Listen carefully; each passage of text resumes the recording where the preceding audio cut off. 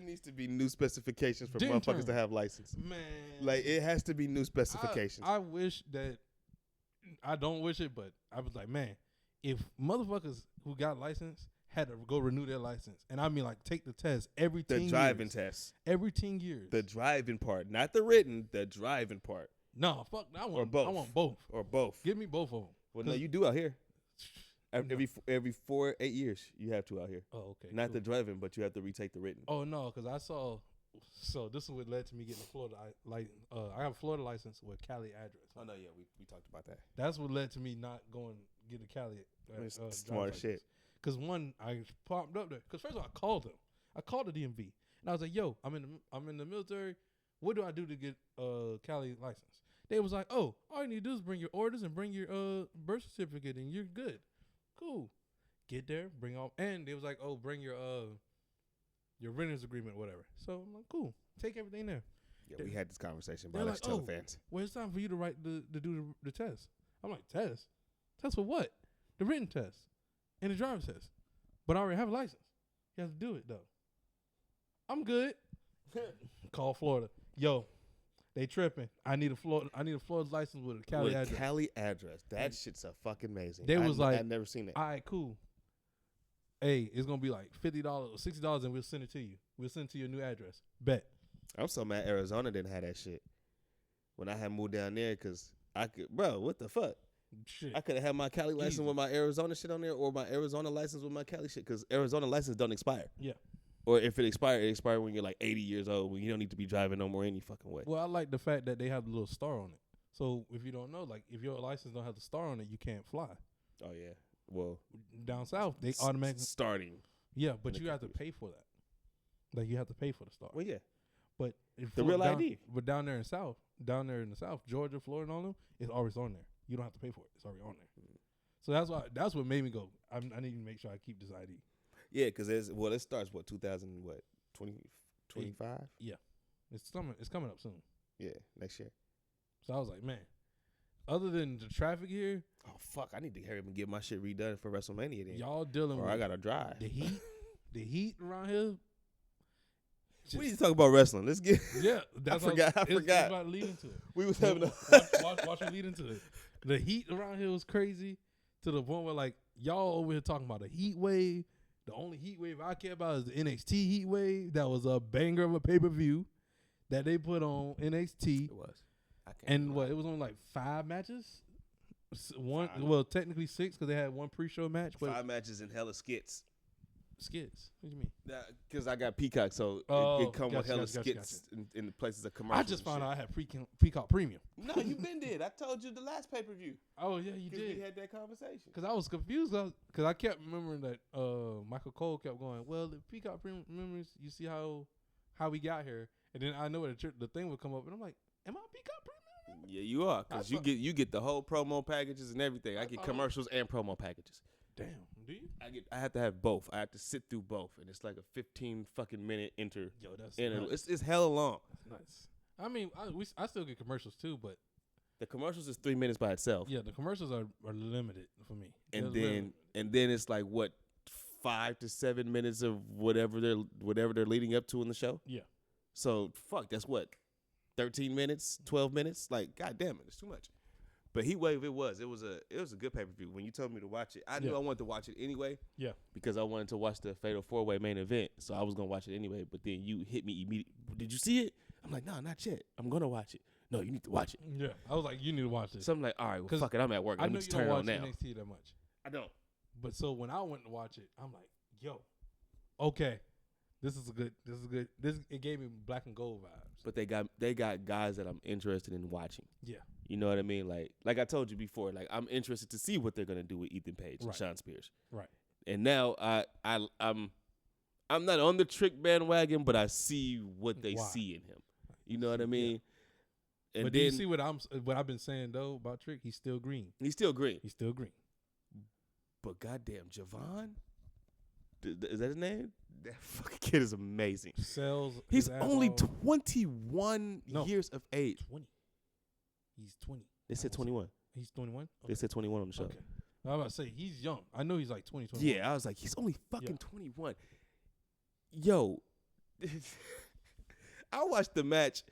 Nah, we'll get there when we get there. No, I mean we gonna fly through it. Yeah, we gonna fly through it. We'll the first match with Obafemi and Wes Lee was great. Man, the presentation of Oba. It was great. The presentation of Oba just sells it, and I love that because if you watch NXT, they got the chant going. They got the Black Panther chant going. What's the Black Panther chant? Who? So who? Who? It's like the Is that in his song or is it the crowd? That's the crowd. The crowd, okay. So that's what I'm like, because there's like in his theme song is like a pause. Mm-hmm. The crowd has filled that pause in with the ooh chant. Oh, okay. So that's why I'm like, okay, I like it. He's actually from Africa. He's not Nigerian. Well, the fuck, you can tell he's from Africa. Yeah, but man, loads better than Omos. Like it's like this is no offense to Omos, but this is what Omos should have been. Yeah, should have been, but he's too tall. Or maybe his body has broken down too much where he can't. Because you know them taller people, you know, shit breaks down. Khali. That's why I said he's too tall. Yeah, maybe. Like if he was down to Oba's height, he'd probably be. But shit, Oba's tall. Oba's what, 6'3"? Or maybe maybe 6'5". 6'5". He looked like a big boy. He ain't 6'9". Nah, he not 7. He not 7 foot, but he like 6'5". He's a great presence. Yeah. He's not a towering presence, but he's a great presence. But when you see guys like him going against Wesley little ass, he's like the black Brock Lesnar right now. Nah, we was gonna get to that. Because of the F30 that he gave Wesley. Woo. I was like, well, forgot. It was like every move Wesley went to do aerial wise, I was like, why would you do this? And he catch him every time. Every time. Every time. Even when he went for the Meteora, I was like, he caught him. I was like, yo. Like, what are you doing? Are you trying? I was like, what are you? And there was a part where I can't remember what move he does, but Oba he hits it and looks like he hits it. But Oba caught him in like a choke slam. He came off the top rope? Yeah. And he lands it. I didn't know what I was like, But look, I know Oba stands up. But yeah, Oba got up. I was like, wait, what the fuck was that? And I was like, oh, he caught him. I was like, who hit who? That's what confused me. I was like, oh, snap. He hit the move. And I was like, wait, did Oba catch him? I guess he did catch him. I was like, okay. I was like, was that a botch? Well, no, because Oba's like, fuck it. And he just toe slammed the little ass. All right. So that's why I'm like, man. I still like Wesley, though. Even though we talking a lot about Oba, I like Wesley as well as like an ultimate underdog. Right. Because he's small, but once he got time for the strikes where he needed to strike Oba and really like get out of the predicaments he was in, the strikes were looking good and they were solid. So that's why I was like, okay, you got a little fire in you. But Obafemi is just nothing you're going to do against him. But this thing, I love with the follow-up. My thing was, how do you follow up? So with these pay-per-views, how do you follow up with them, like after the match? So you talking about the NXT show or what he said in the pre-show on the trainer's table? As the NXT the NXT show, like on Tuesday. Okay. What do you do that Tuesday to follow up a show? Follow up, okay. I thought you were talking about what he said. What they did with Wesley, I enjoy it. Uh-huh. They got him. They did. First of all, this TNA crossover is just flourishing right now. It's beneficial. It's beneficial for all parties involved. Because the numbers have gone up for TNA now, viewership wise for them is going up. And because they have a star. Yeah. They have a star in Joe Hendry. Yeah. They have a fucking star. And hey, when you first told me about him, this was what, 6 months ago? Yeah. And I was like, what the fuck are you doing? I won't say 7, 6. I mean, it was like we was in the room. We wasn't in the, you know what I mean? Like, so that's why I was like, what the then you playing the song. I'm like, stop playing that shit. But it's catchy. It's so catchy. It's catchy as fuck. So Who is this kid? And then when he finally showed up in the Battle Royal and I got to really see him because I don't watch TNA. Yeah. I was like, God damn it. The crowd went crazy. God damn it. This fucking works. Why? Yeah. He just gives I couldn't fight it. I couldn't argue it. Yeah. It fucking works. But Wesley, they brought the Rascals together. And I was going to text you. Was he in that in TNA? He was in the Rascals. But he was kind of like the tag team guy in the Rascals. Because I at first I thought one of them was like Carter Nash. It is.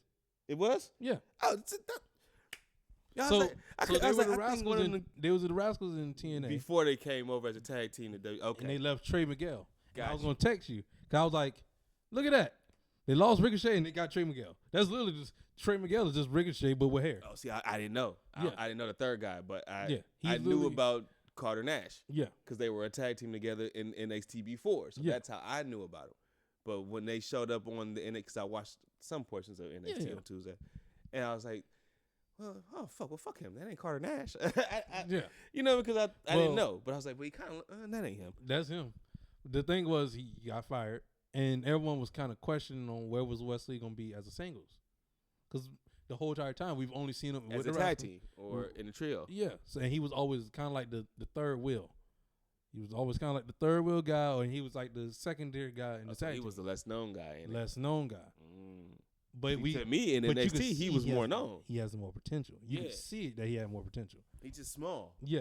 He looked like my nephew. And just having him as a singles and his singles run, and they've been saying he's been the greatest North American champion, which I agree. He is the greatest North American champion because of his defenses and all the matches he's put on with that title. Are we forgetting that Adam Cole was a North American champion? No, Adam Cole was good. No. I ain't gonna disrespect Adam Cole. Oh, I'm gonna say now, Adam Cole in AEW is trash. It's booty cheeks, but NXT. But you gotta think, Adam Cole banger after banger. Really didn't have a North American title for long. I don't remember. I just remember him winning that shit at the pay-per-view and that 6-man, that ladder match. That was like the shining moment of that title. A couple matches against Johnny Gargano. And that was really it. Some against Ricochet. I think like one against Velveteen Dream. And then he lost that shit to, I forgot who lost it to. And then he became the NXT champion. Yeah. When Wesley had it, he was basically like John Cena with the U.S. title. What, you do open challenges every week? Open challenges every week. And it was good. And it wasn't like some BS open challenges. It was great It was great matches every time. But he didn't bring in the ratings, so I can't give him best. Okay. Adam Cole had people watching. Well, first of all, NXT had people watching. Hey, Adam Cole was a fucking name in the Ring of Honor. He was. No. Matter of fact, who was watching NXT before Adam Cole got there, really? What you mean? Who was really watching NXT before Adam Cole got there? It was booming before he got there. It was not booming. It was booming. No, it was bringing out great talent like Sami Zayn, Finn Balor, and all them, but it wasn't booming. Shinsuke Nakamura. He had that thing booming up in there. Drew McIntyre was up in that thing. Drew was only there for Johnny Gargano 3 pay-per-views. Had that thing. No, Johnny did not have that thing going. Johnny did have that thing going. Fuck you. Johnny Gargano did not have that thing going. That thing going. To you? To the wrestling fans, yeah. It was to you, no. What was Johnny running? What do you mean? When the fuck did Johnny even win a title? He literally had the tag team. No, I'm not saying he didn't. But when did he win the title? When did he? He never. Like 3 or 4 years into his run. He was the underdog. Yeah, I'm like 3 or 4 years into his run. Singles. Shit was not built around him. Once he became singles. 3 years after singles. I'm like, that's what I'm like, no, dude, fuck all that. Well, first of all, NXT was I'm gonna say NXT Black Gold was really built off the tag team division. That's why the Dusty Cup. Yeah, that's what I'm saying. That whole thing was built on. So if you was in tag team, fuck that. Yeah, it was. Nah. The main title was really secondary to the tag team titles at that point, because tag team wrestling was hot at that time. Because you had FTR there, well, the revival. You had AOP. Bobby Fish, Kyle O'Reilly. You had. You gotta remember they came around. DIY. They kept it going. DIY. No, but they showed up there before Adam Cole because they was doing the Dusty Cup. No. Kyle O'Reilly. He was teaming with somebody else. Kyle O'Reilly, Bobby Fish, and Adam Cole all came at the same time. They all debuted. So was it Roddy then? So maybe it was Roddy. Roddy was there as a singles guy. But he competed in the Dusty Cup with somebody else. Who did he compete with?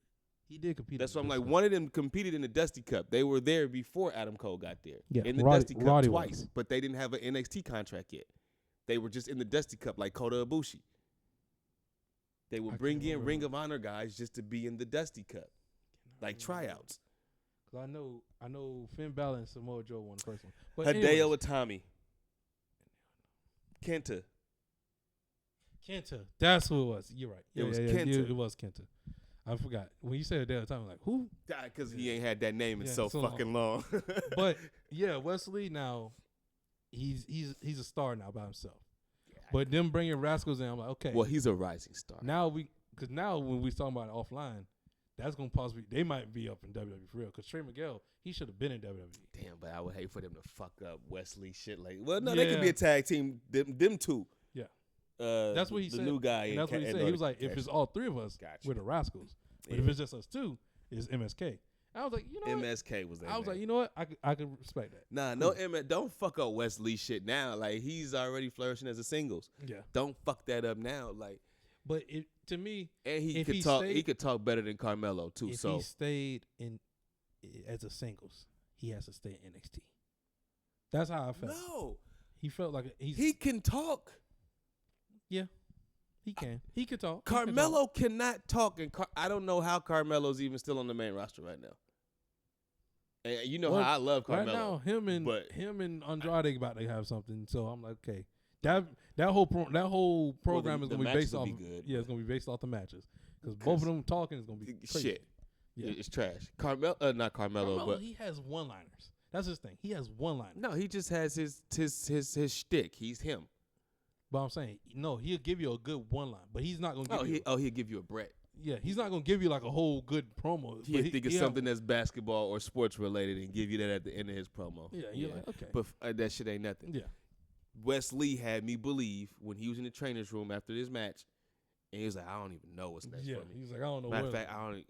Yeah, we'll talk about this on Tuesday. Like, you know what I mean? Yeah. Like, just I believe, like, fuck, he was down about losing that, but you knew you was gonna lose it, but you had me believing in you. Yeah, Carmelo can't have me believe in him right now. I'm just like, my nigga, what are you doing? And to me, Over Finley has the higher ceiling than West, because I'm like, man, Over beast. He could be a world champion at some point. 6'5", probably 280. He's gonna be NXT champion within 2 years. Yeah, fuck yeah. But yeah, let's move on next match. But then you follow that up with the Kehlani Jordan and Sol Ruka match. The controversy. Yeah, the controversial match.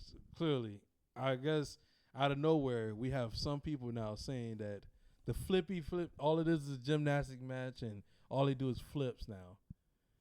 And I'm sitting there, and I read it, and I listened to it, and I was like, bro, y'all praise that 24/7.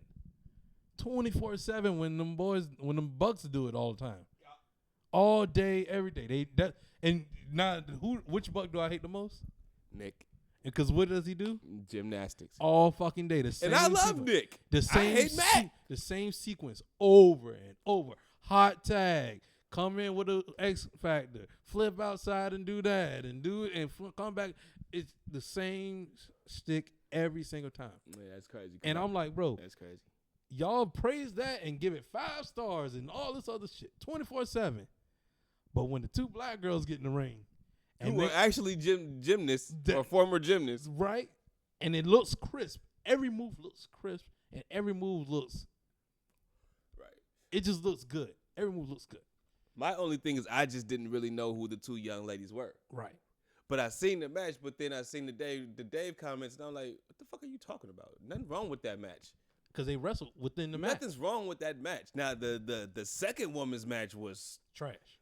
Now that's the one you should have been ranting about. Right. But the Sol Ruka man, like, what are you talking about? Nothing was wrong with that. She hit a 450 buckshot lariat. I just think he hates women's wrestling. Man, she hit that. He was talking shit about the Toni Storm and Mariah May shit a couple weeks ago. So like, yeah, bro, just get the fuck out of here, bro. But that was a great match to me. Kehlani Jordan, if you don't watch, I wouldn't say a great match, but it was a good. They didn't fuck up. That's what I'm saying. Following the Oba and Wesley match, it was a great match. It was a good filler.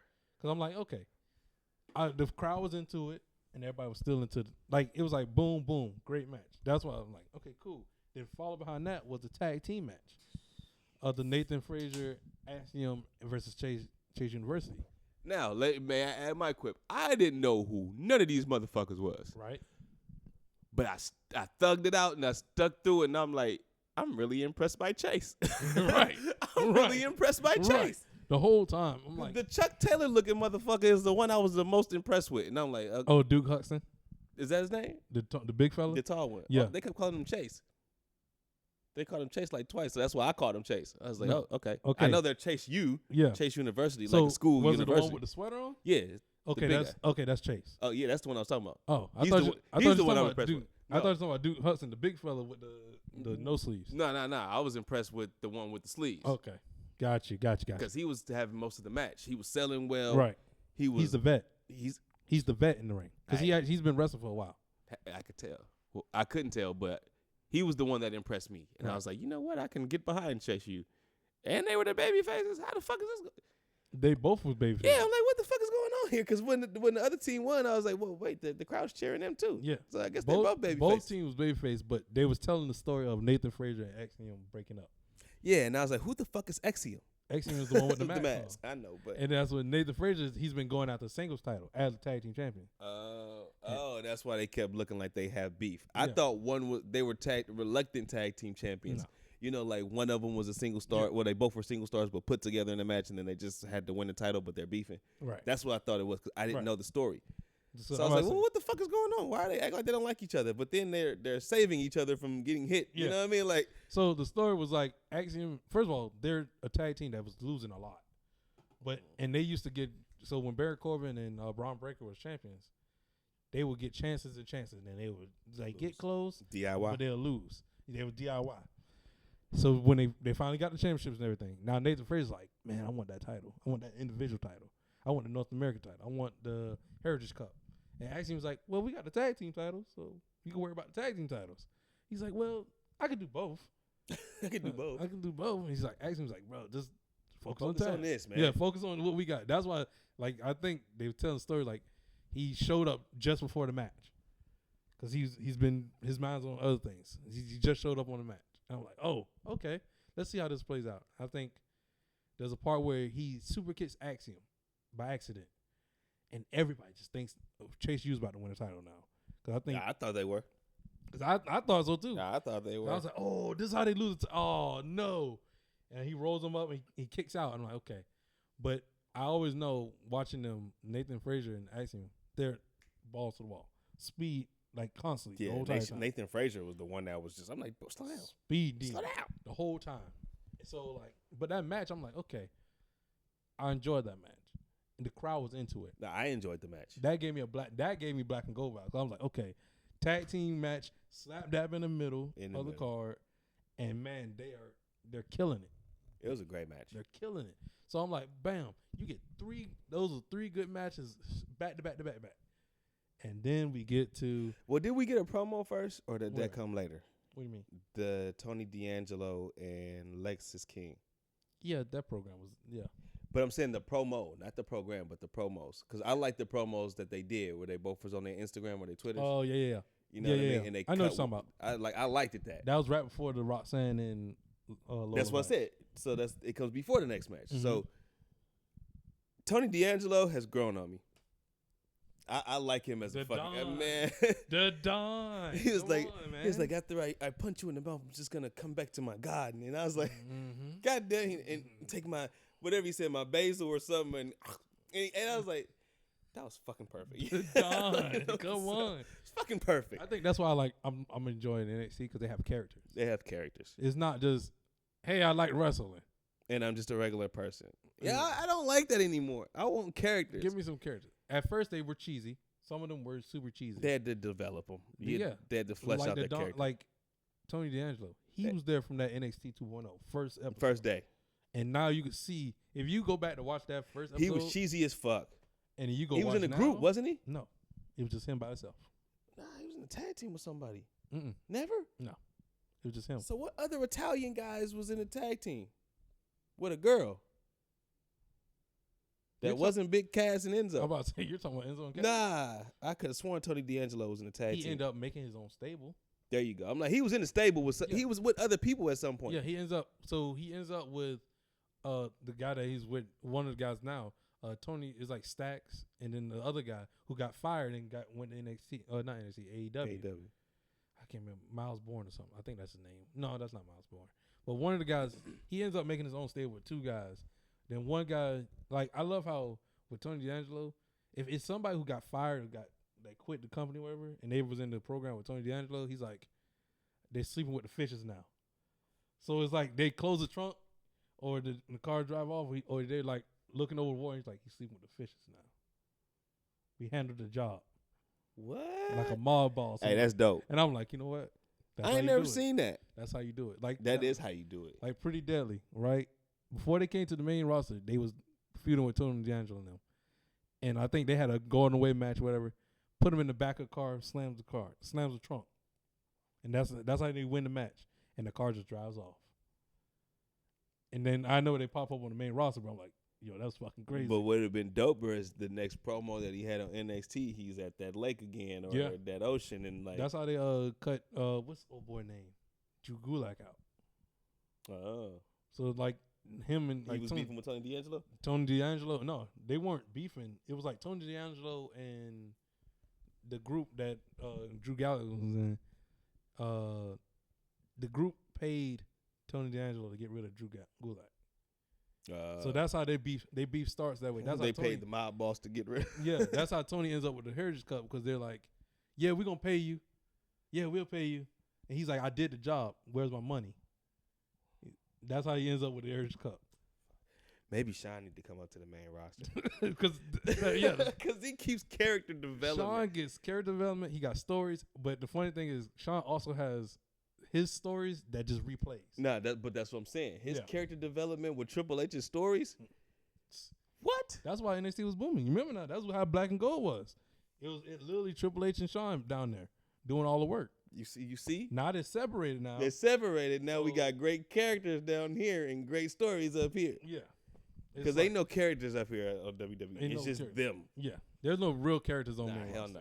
But all the Seth Rollins is Seth Rollins. CM Punk is CM Punk. Cody Rhodes is Cody Rhodes. Roman Reigns is Roman Reigns. But it's also a good thing. Because you got to think, those people from NXT is going to come up to WWE. So they're already coming up with a character. But then it's like, now you're trying to mix real life with, you know what I mean, with not cartoon, but like Hollywood. Yeah, makes sense. So it's like, God damn it, Sean, come on to the main roster. Yeah. Who can take over for you down there and still keep them fresh? Road Dogg over SmackDown. I don't trust Road Dogg. And I enjoy SmackDown, but I enjoy SmackDown too, but it's more story development than it is. If we get Sean and H up on the main roster, and then Road Dogg and X-Pac on NXT, I guess. Well, X-Pac, I don't know. You don't think he do? They needed Scott Hall if he was still alive, huh? No Kevin Nash. No Kevin Nash. Scott Hall. Scott Hall had the brains. Yeah. Scott Hall's who gave Sting the Crow character, and Sting never turned back. Never turned back. He never went back. He tried to evolve the character. That character always evolved, which makes it great. But this motherfucker still had that black and white crow paint on with that jacket. The bat. The bat. So you knew where it was at. But following the three good matches, was Roxanne Perez and Lola Vice, which I was like, okay, this is the bathroom break match. No one really cared about this match, and it's okay. But they did have a moment where a lot of people was upset about the fact that Roxanne gave Lola 3 pop rocks to end the match. They was like that was overkill, and I was like, what? They can't be pleased because you got to remember the night before Money in the Bank, Sammy beats Braun with 1 hula kick. And they're like, well, that's too little. And now it's overkill. But the only reason she only hits 3 is because when she hits the first one, she tries to go to the second one. And they fuck up the second one. But Roxanne does like a vet move and is like, fuck this. We're going to run it back. Fuck it. Run it back. Pull. And she yanked. If you go back and look at it, she just yanks Lola. Like, come on. Like, Lola don't got no chance to even think. She just snaps. She drags her by her tire and just hits the pop rock in 1, 2, 3. What the fuck is the pop rock? The fucking Cold Red. Oh. That's all this. I didn't know Kenny was on that team with Jordan. So I'm like, okay. That match was bathroom. I think he was like, I missed that whole match. I was like, you ain't missed nothing, brother. The whole thing. I was like, you ain't missed nothing. Except for the end, I'm like, oh, yeah. All right. Yeah, the crowd don't even care. Yeah, the crowd didn't care at that point. All right. So then we get to the main event of Ethan Page, Trick Williams. Which took 20 minutes to fucking get to. Javon Evans and Sean Spears. That shit. What the fuck was... never mind. Let's go. What was what? No, it was just hella in-between shit. Yeah, it was a lot of stuff. There was a lot of time padding. I'm like, what the fuck are we... Yeah. Nigga, I rolled a whole blunt and I went to go make some food, came back, motherfucking match still ain't... We ain't had intros yet. What the fuck are we doing? Like, goddamn. But let's get this started. This match was fucking phenomenal. Yeah, from the start. It was from the start. It was action the whole entire time. Ethan was like, "Fuck that" at the start. Yeah. Nah, I'll let you motherfuckers fight. And I like everything I like the stories that we played out. It was so many. Trick was looking at Javon, was like, "Oh, that's my little bro, so I'm not gonna fuck up my little bro." Yeah, but then he was like, "I want to keep my title though." But Javon like, "I want that title, bro, but I'll let you live right now." They both was like, I don't want to pull the trigger on each other. Sean was like, "I just don't want Trick to win. Like Trick can't win no matter what." Oh, I thought Sean was in it to win too. No, Sean was like, Trick can't win. His whole mindset was, I got to be better than Trick. So the end makes sense to me now. And then Ethan Page is like, I'm gonna do everything possible to win this title without even doing work. I'm gonna do it in a like a not lazy, but in a heel way. I'm not gonna put that much action into it. I'm gonna just weasel my way to this title. Just like he weaseled his way to the first title match, he's gonna weasel his way through the whole match. Yeah, because now you got me thinking, like, was he not in that match that much? Nah, I remember Ethan Page and Javon and Trick more than I remember Sean. Yeah. Sean, he had his one spot with the chairs and everything, but he was getting beat He was getting beat up the whole time. Ethan was kind of like, he was chilling on the side, but he would catch some action, but Ethan was doing his thing. He was never getting no offense in. Ethan wasn't getting much offense in. No, he was. Did he take control of the match at any point? No. Nah, not really. It was mostly Javon. Oh, man, Javon was everywhere. And it was the heels mostly trying to counter everything Javon was doing because they couldn't really get a handle on what the fuck he was doing. Man, he was everywhere. Everywhere. Flying. Jumping over the top rope, jumping to the top rope, springboarding off the top and hitting some type of little spinning shit. Like he was just everywhere. And I think it was a moment where he jumps over the turnbuckle. He hops over and he takes out Trick and they go through the barricade. And I was like, yo, I've never seen that happen. I've never seen somebody hit a tope over the turnbuckle. Over the turnbuckle. To hit the crash pad on the barricade. And it was perfect. It wasn't like Trick had to move or anything. He literally aimed it perfectly. But he glided though. And he glided. I was like, that motherfucker. Man. I was like, he did it so and I was like, can I do? No, I can't do that. That spot and then the spot where Trick throws Javon into the table. Which part? That looked like it hurt. Oh, when he pushed him off pushed the rope. him. So it looked like it hurt the first time you seen it until the replay is shown twice, and then you see he's tall enough where it didn't hurt him. Yeah, because at first I was like, ooh, he hit into the edge of the table. Like, ooh. I was sitting there, I was like, ooh, shit. And even Trick was looking like, ooh. And it looked like he bounced off the table. He bounced off, but his arms and face kind of bounced off. But he's so tall that when he came down, he barely was even touching it. And I was like, oh. Okay. Wise for a young age. Fucking shit, yo. But then the ending, Trick hits the knee on Javon. Then he didn't want to. Then he hits the knee on Ethan. And then Ethan falls into it just like Sean, because that's what everybody was like, okay, dude, this is what happened in the Fatal 4-Way with John Cena, Shawn Michaels, Edge, and Randy Orton. When Sean Sweet Chin Music John, and he falls on Randy, and John wins the title. I don't even remember that match. I don't want to say Unforgiven, but 07, 06. But this is after they already had the WrestleMania match. Yeah, I don't even remember that shit. Yeah, they're still rated R RKO though. I remember that. So Sean, he super kicks John Cena, and John Cena falls on Randy. 1, 2, 3. But you know, like when Sean. When they won the tag team titles. No. Huh? This is a Fatal 4-Way for the title. Oh, it's a Fatal 4-Way. Yeah. Oh. So like you know how like Sean hits his Sweet Chin Music where he's tired and he falls down. Yeah. So he does it. John falls on Randy. Sean falls literally right there in front, and referee. No, I've seen him do the spot, but I don't know if it was that match. So that's what I'm thinking. But he did do the same spot when they win the title, though. The tag titles. Yeah.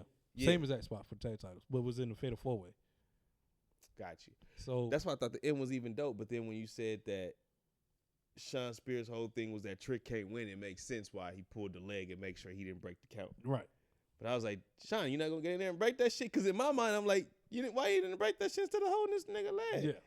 But then that you told me, I'm like, okay, that makes sense. My job is to make sure you don't win.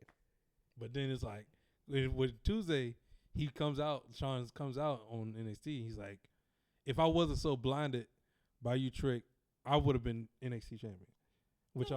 He didn't blind you. He wasn't that big in front of you, motherfucker. No, as of like his rage for him. Rage for him. Okay, like the rage. I wasn't blinded by the rage for you. Yeah. Gotcha. I would have won the title. Then I was like, yeah. No, you wouldn't have. No, I was like, no, you wouldn't have. No, you wouldn't. Still, I see what you're saying. I was going for you to win it. I was going for either him or Ethan Page to win it. I thought Trick was going to keep it. Nah, I didn't want I thought we were going to lead to Trick versus Javon one-on-one. Nah, that's over. That's over. But Trick he could get the title back, though, because he needs to stay there for a little bit longer. To you know what I mean? He just needs to stay there a little bit longer. Well, I just think that it's funny how, like, all the AEW elitists was like, Sean Spears goes back to NXT to literally be second fiddle to rookies, and Ethan Page only goes there because nobody wants him. And look, because I think he lost the first match, and they was like, oh well, you see, they don't even give him the world title. He's not world title. Then I'm like, first of all, it's not a world title. It's the NXT Championship. Yeah.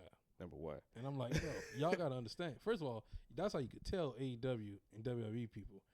You gotta understand. There's a time and place for certain things. There's a fucking pecking order. Yeah. God damn it, you don't just come in and get title shots. Like now, Ethan staked his claim, but that could have been in his contract for all we fucking know. We don't fucking know. Well, there's a story to it. Right. That's all. That's literally there's a story to it. AEW, they ain't got no stories to nothing. Nah, it's just matches. So it's just matches. It's a match after match after match after match. But to them, if you lose a match, you're buried. Every time somebody loses a match, they're buried. Braun Breaker loses the Intercontinental title match against Sammy, he buried. Nah, I don't think he should have lost that match. That person buried. We'll get there when we get there. Now, I don't think it buried him, but you do have him on this trajectory right now where he's on the incline. You don't have him just get pinned like that. Even by your ultimate underdog Intercontinental Champion. I get what you're saying. And we're going to get there. Because We're already 50 minutes in. No, this is a Cornette episode. No, we going 3 hours. Yeah, we're going to run. Let's run into the Money Bank then, since we're talking about it. Oh, we there already? Yeah, we are Money Bank right now. But we just closing out NXT. It was good. Hey, the NXT good show. It was a great show because we just went an hour on it. Yeah. So Money in the Bank. Drew McIntyre wins the Money in the Bank, right? We both predicted that. We knew it. Yeah, we both knew it. It's not a question. To me, he was the only option to win. Yeah, I'm like, look at who else was in the fucking match. Yeah. Andrade was going to win? No. We knew Carmelo wasn't winning. Chad, no. Jey Uso, maybe? No. Because he got the bloodline stuff going. And I was like, LA Knight, but he got U.S. title shit going, so he ain't going to become Money in the Bank. But you thought maybe he could have to get the title shot for the U.S. title? I thought so. Because that's what I'm thinking, because they've done that before. So only once. Yeah, but that was a great match. Well, not great. It was a good match. It was a good match. Good match. But then, let's get into it. Sammy and Braun. Sammy beat Braun. I thought it was a great decision. Okay. Because to me, we don't need no more Goldberg-esque wrestlers no more. That sit there, they win, it's undefeated streak and all that stuff. Let's go ahead and break that now, and now we can work from there. Because guess what? Not everybody's gonna be Braun. Not everybody's gonna be Gunther. But why? Well, not everybody's gonna be Gunther. But why you can't have that? So like in your NFL, you don't have teams that are undefeated. Now NBA, you're not. But the NFL, you don't have teams that go a whole season undefeated. Mm-hmm. So like why? Then they go to. Then they get. Then you might lose in the playoffs. Or you might.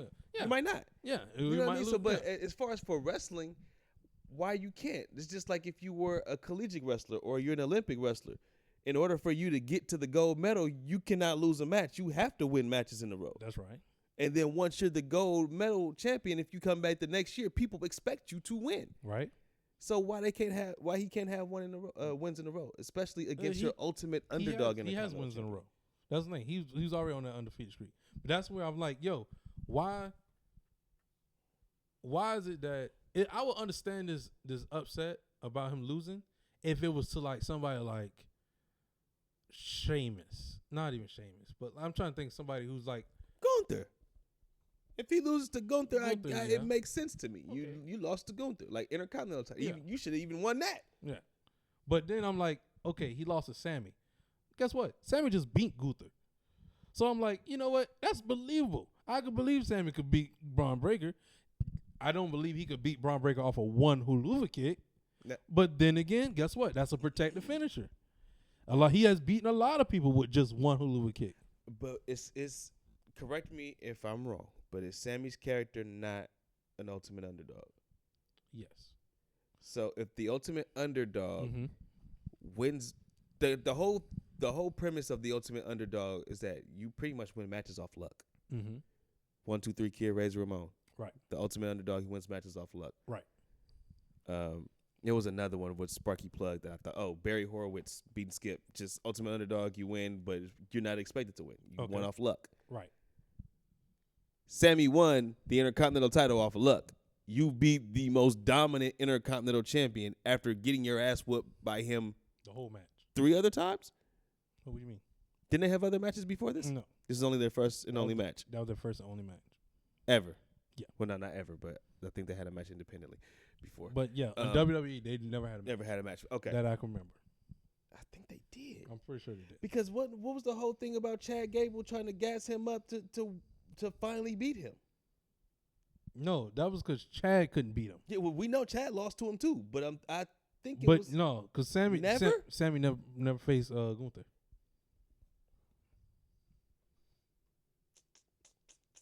I don't want to leave silence on the show. No, you're good. All right, no, so but anyway, yeah, the Ultimate Underdog still wins off of luck. So if you beat Gunther off of luck, you're now going against the next fucking amazing badass that runs the ropes at fucking 20 miles an hour, that can jump and do a fucking top Frankensteiner. Right. Who has the lineage of the dog-faced gremlin and a nutcase like Scott Steiner. Like, you mean to tell me that this guy shouldn't beat the Ultimate Underdog? Like, I feel like he's going to beat him. He's going to end up beating him. And I love Triple H's storytelling, but there's no way you can make me believe that the Street Fighter guy is going to fucking lose to the nerdy guy. There's no fucking way you're going to make me believe that. I mean, I can believe it. I can't. Because I've seen Street Fighters beat the fuck out the nerdy guys. I've never seen a nerdy guy beat the fuck out the Street Fighter. With the fact that he beat Gunther before, I'm like, okay, he could beat Braun Breaker. Fucking fly. But guess what? I'm sitting there, and that's why I was gonna say, I love that Sammy comes out on Raw and he goes, "I'm tired of being humble. I'm tired of it. I'm the Intercontinental champion, and I'm a badass." Basically, he comes out and say that, and then Braun literally comes out and spirits the shit out of him, spirit him out of his shoes. But he's a bigger badass. But he's a bigger badass. So I'm like, okay, now we're playing into that story of Ilya's now a part of it. So now I'm seeing, okay, triple threat match.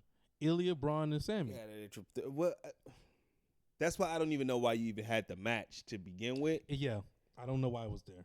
It was too early for me. It was too early. To me, it was too early. If you wasn't going to get that title to Braun when everybody thought Braun should have been the one to beat Gunther, I don't know why put Braun in this situation when you've been building him to be this.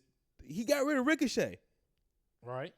He's pretty much ended somebody's WWE career, but now he's losing matches to the Ultimate Underdog, whose body looks nowhere near his.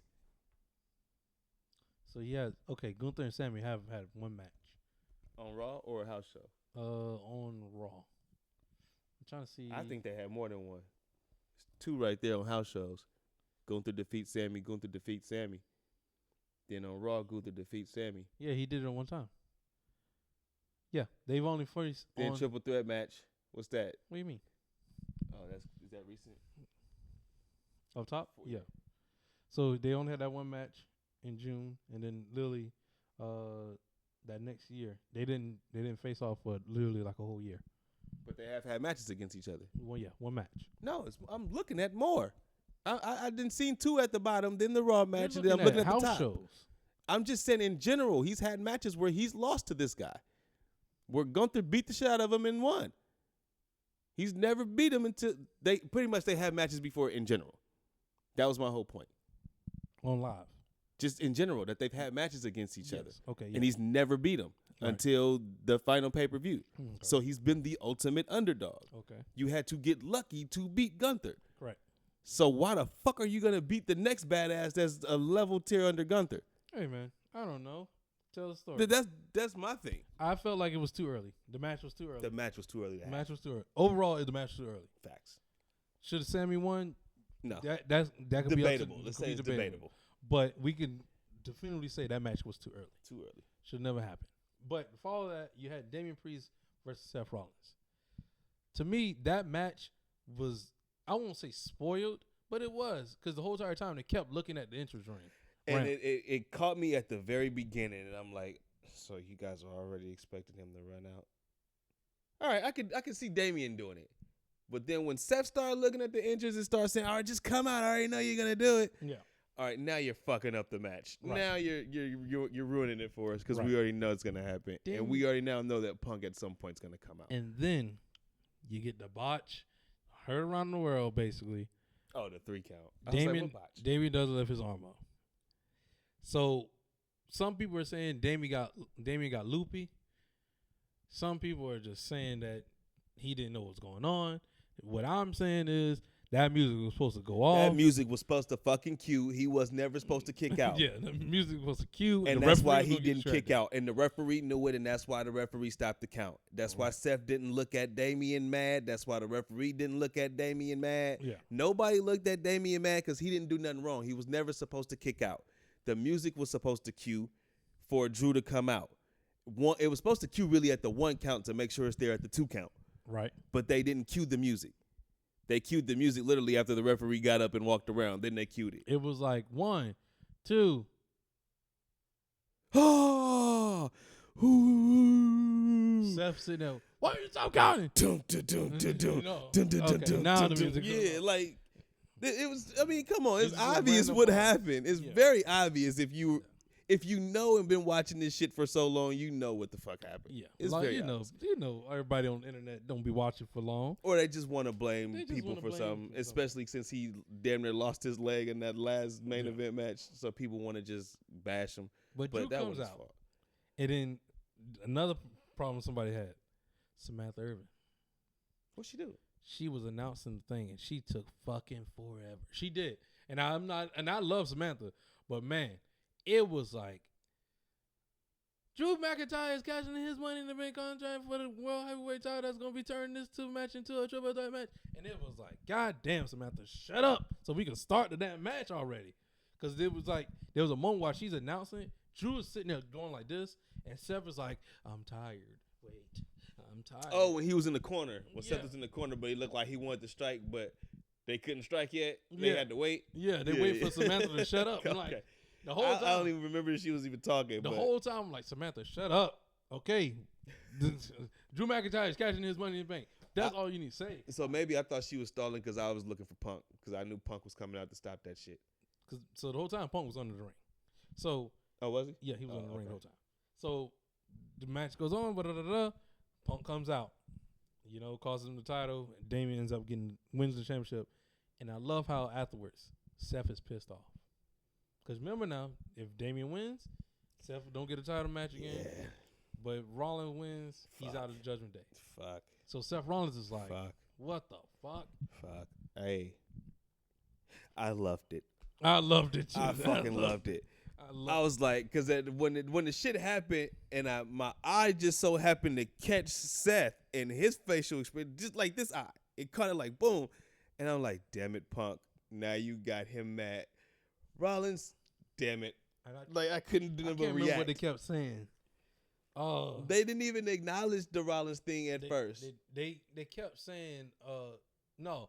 Cole kept calling out Phil. He kept saying Phil on the commentary. Yeah, but they didn't acknowledge the Seth thing until the camera finally got to him, and then they acknowledged, Seth Rollins, he's pissed because he can't get another shot because he lost. Yeah, I can't think of the verbiage that they kept saying, because I was like, yeah, he just caught a stray. Caught a stray. And I love that to follow up on Raw. Seth is like, oh, that was amazing. Seth was like, since you want to go after Drew now, I'm gonna protect Drew. So any chance you try to get at Drew, I'm going to get at you. But then I was like, damn it, Seth, now you going into bitch mode, so I hope you turn in heel. Because it's like, what are you whining for? Because you've done this before. Mm-hmm. So I don't understand why you're that mad, or you're just mad because you're looking for any reason to be mad at Punk. That's what makes me laugh, because I'm like, yo, CM Punk. Well, Seth Rollins loves to call out every critique of CM Punk when Seth does the same shit. I'm like, y'all are the same person. That's why y'all both don't like each other, because y'all are the same person. Y'all do the same shit no matter what. But I love that now the rivalry is now a Seth Rollins, Drew McIntyre, CM Punk rivalry. I think we're going to end up getting either a triple threat Or we're gonna get a SummerSlam Bret Hart Undertaker with Seth Rollins being the referee. Because I was scared at first. I was like, so which way are we going with this? Are we gonna go Drew and Punk, or are we gonna go Seth and Punk? But then you gotta remember they did announce Bad Blood too. So I think, which was in the anniversary of the first Hell in a Cell between Shawn Michaels and Undertaker. I think they should wait to WrestleMania. For what? CM Punk and Seth? Yeah, I think so. Should wait to Mania. Just keep building that heat. Yeah, but I still got it from last year. we get Seth Rollins as a guest referee or whatever. Should we do it now or should we wait till like no? What month is it? We're in July, so And then, that means what's the next pay per view is SummerSlam, which is August. So should they wait till like October? To like maybe the last match with Rollins. I mean the last match with Drew McIntyre and Punk. Whenever their last match is, should we wait for that? So what you do is you have Seth as the guest referee at SummerSlam. So we have Seth on the card no matter what. But then that builds it quickly. No, because then you have Rollins. You have Rollins either have him you have CM Punk pins Drew at SummerSlam. Then I think Drew should win it. Match 2 should be Drew versus CM Punk in a singles match because he's like, Seth screwed me, So I wanted to defend him, answer. So now Drew wins at Bash in Berlin because that's in September. So you got Punk winning the feud, and then you go to the Hell in a Cell at Bad Blood. You got Punk winning the feud. Yeah, because we're gonna end up with Punk. Oh well, I think we should let Drew win it. Well, he ain't getting that title back no time. So well, then if we're gonna have about to get that belt in a minute. If you have Drew win the rivalry, then you have Seth Rollins screwed CM Punk at the Hell in a Cell. Yeah, just like how Kane came out and helped Undertaker, you have Seth Rollins come out. I think that's how you do it. Whatever Drew and Punk's final match is, that's where you have Seth really just get involved. And that's when we don't see CM Punk. So CM Punk's last appearance should be at Bad Blood, and we don't see him until the Royal Rumble. Nah, fuck. Survivor Series still gotta go. We see him till Royal Rumble. He debuted at Survivor Series. That doesn't mean. Well, what is he debuted. He returned at Survivor Series. So it is. It's a big connection.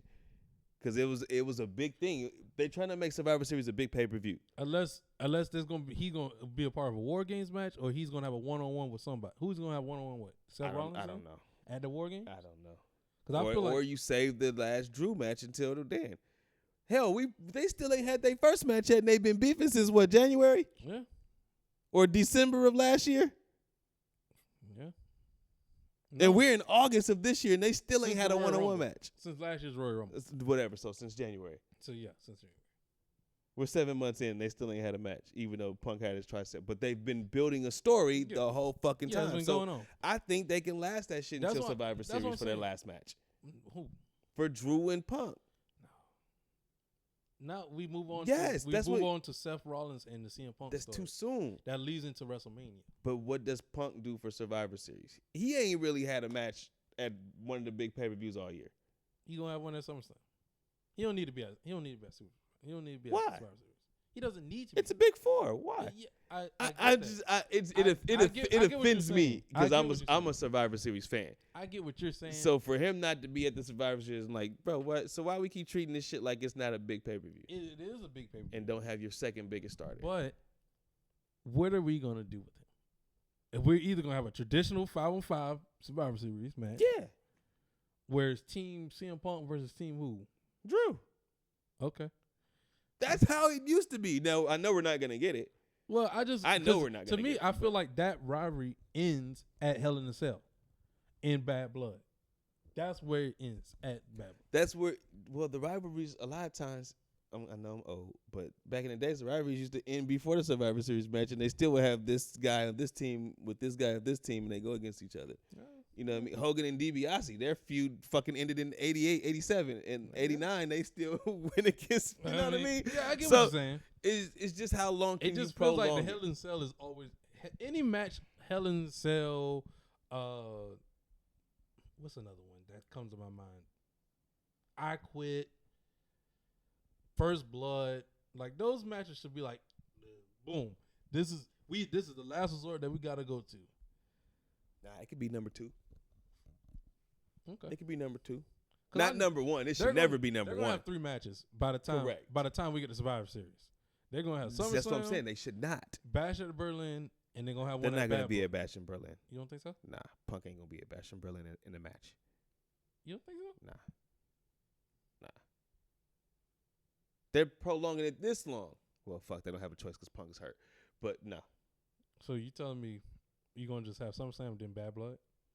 Yeah, or I mean that's if you really gonna do the Hell in a Cell Bad Blood. Because right now the only whatever I could guarantee you the matches at Bad Blood is gonna be Drew versus CM Punk, Liv Morgan versus Rhea Ripley, and we're going to get a Bloodline match. Those are 3 guaranteed matches that's going to be at Bad Blood. And Cody's definitely going to be at that show.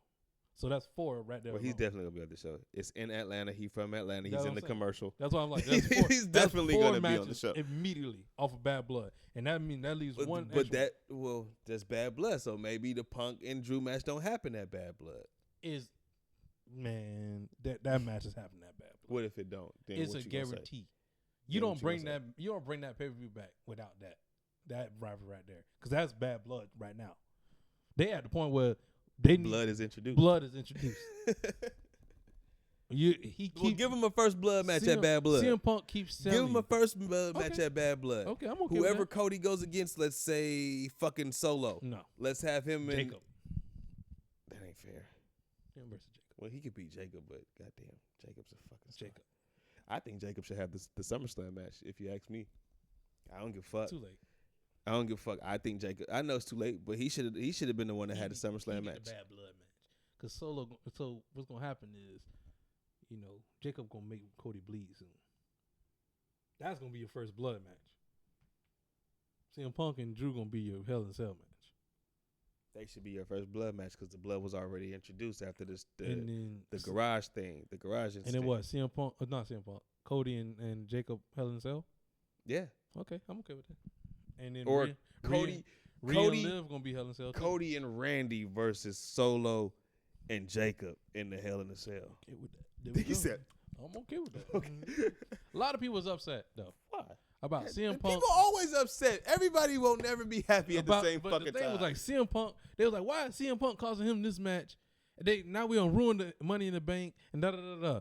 First of all, CM Punk wanted to give Drew McIntyre hope that he was gonna win the world title. First of all, and Damian just cast that bitch in like 2 months ago, so we didn't had our Money in the Bank already this year. Second of all, who else gonna win? Like we said earlier, who was gonna win the Money in the Bank anyway, other than Drew? Be honest, nobody. So guess what? And on top of that, if you don't know, Triple H don't like the Money in the Bank anyway. He don't like that shit because it's a waste of. It's really just lazy booking. And the only person who should get the Money in the Bank is somebody that you think is going to be the world champion. That could be a world champion. That's why Tiffany Stratton won it. That's going why into Money the next in the Bank match should only be one match at a WrestleMania. Boom. Maybe 5 guys. Boom. And that's it. Shouldn't be a whole pay-per-view. No.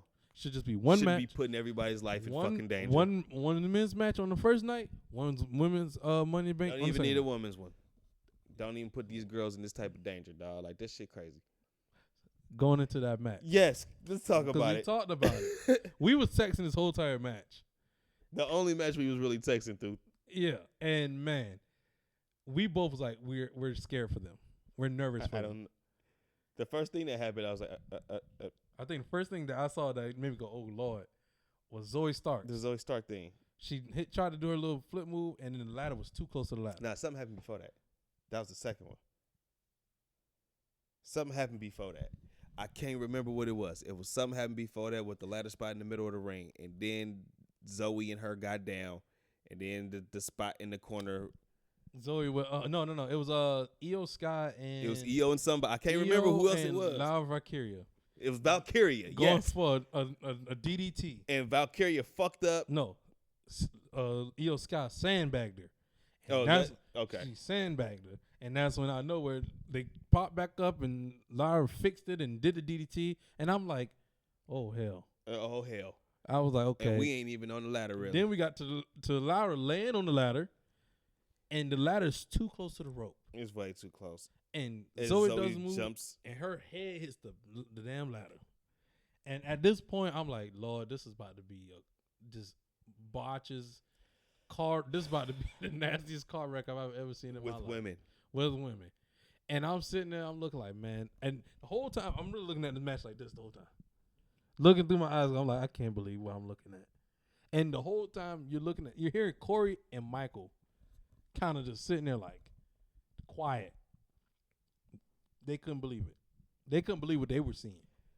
They were like, this shit is the damnedest thing ever. No, and then they said the same thing that we was thinking. There was they didn't want nobody. What the fuck did Corey say? Oh, this match is making us nervous. Yeah. It was like we don't want to.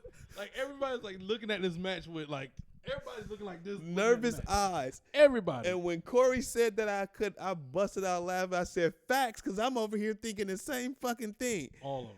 But then the match ended up turning around and actually being the damnedest fucking thing.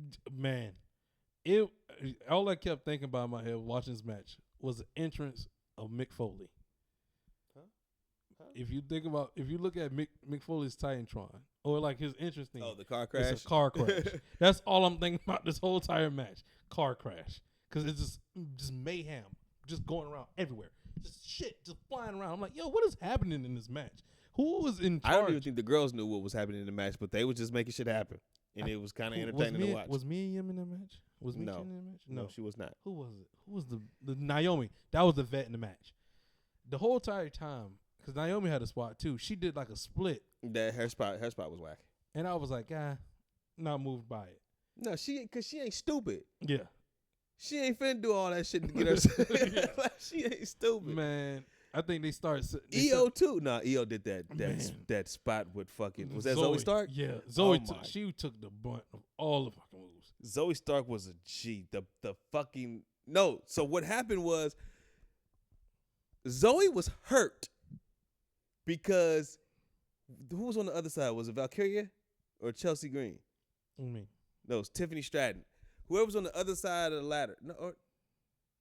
No, because you talking about. Or was it EO? You talking was about was it three of them before the power bomb? No, the power bomb.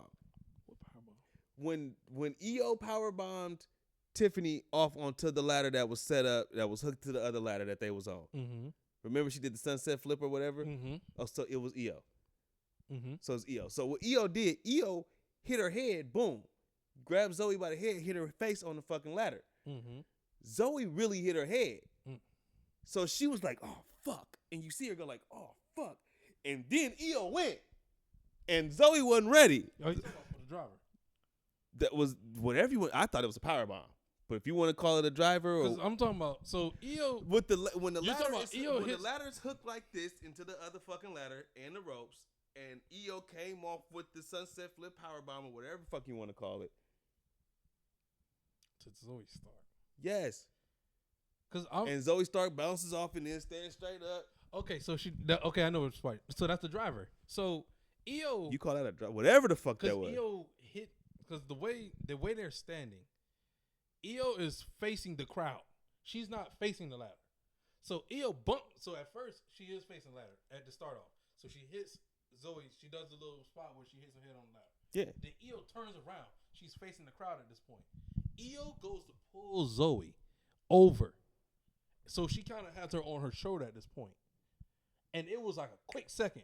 She got it on her shoulder and boom, just drops it. Nah. I was watching that shit.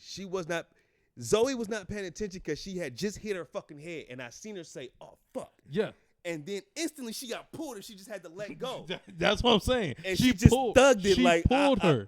And literally out of nowhere, it was like a boom. Boom. It was quick. And I was like, oh, shit. And I was like, I hope the God EO protected her. Like, what she did. Because she just let go like, bitch, I trust you. And she just let go. Well, she protected it. I was like, oh. Man. But the move looked so nasty. So crucial. And I was like, oh, my God. She's dead. And Zoe was going for the rest of the night. I was like, yeah, that should be the movie. You don't see her anymore. And then all you see is EO holding on to her butt because that hurt her tailbone. Fuck yeah, it did. So I think because EO went down with so much speed, she just and went so quick. Like I was like, shit. By the time you see her drag Zoe to her shoulder, it was literally like I don't remember her dragging her to her shoulder. I just remember the quick sunset flip. It was like boom, and then whoop, right over. Rikishi used to do the damn move when he used to get you on your shoulder and he. Like was it that?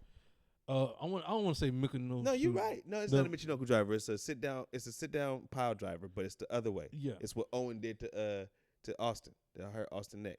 Because that's what she did. Because she grabbed her and then literally went. I thought she sunset flipped her into like a pile driver, but I'm thinking of the pile driver the other way, the regular way.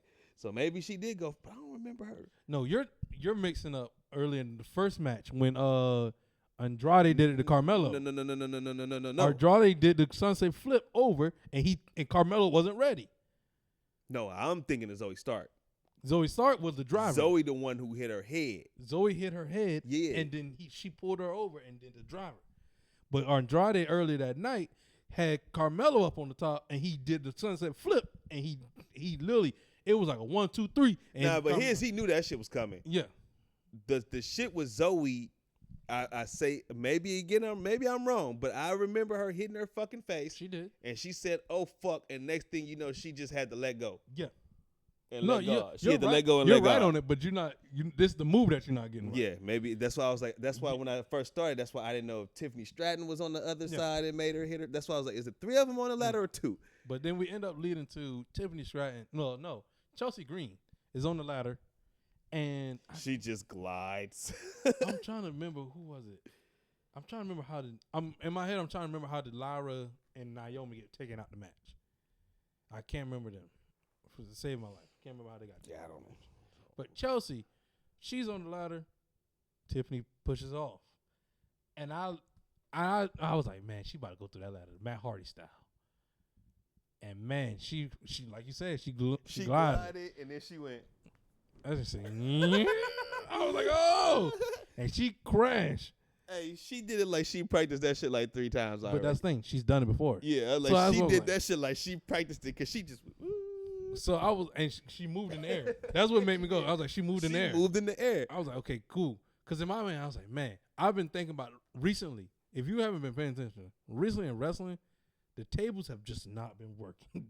The table spots have just not been working. These WWE tables. It's like, man, you hit the table won't break, or the table fall down for it. Because at first, when they were setting the tables up, they couldn't get the legs right. And I was like, get the legs right. I kept saying while I was just like, can we cut the camera to something else and let them do this shit? Like this AEW type of shit. They were sitting there setting the tables up, but they couldn't get the tables together. I'm like, can y'all fix it? Do y'all know how to set up a table? Please. And them must be the most heaviest tables on earth. My skinny ass can pick up a regular wooden table, like a regular family size wooden table, and pick that bitch up and stand it up. Well, I don't know why the life of the WWE superstars, they struggle with picking up tables. And it's like they don't. To me, it's like they never seen a table before.